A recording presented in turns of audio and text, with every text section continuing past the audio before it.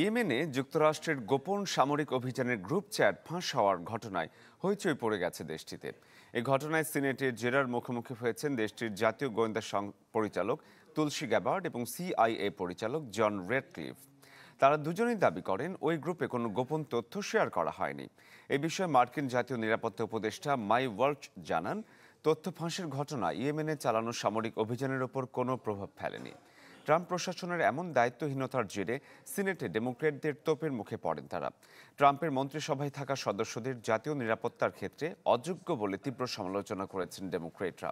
সম্প্রতি ইয়েমেনে হামলা পরিকল্পনার জন্য তৈরি হুতি পিসি স্মল গ্রুপ নামের সিগন্যাল গ্রুপ চ্যাটে ভুলবশত এক সাংবাদিককে অ্যাড করে ট্রাম্প প্রশাসন।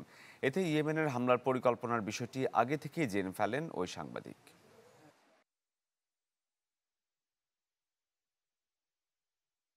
ভিশনের ফুলঝুরি মেগা অফারে ফ্রিজ কিনলেই পাচ্ছেন 16 পিসের আকর্ষণীয় গিফট বক্স একদম ফ্রি।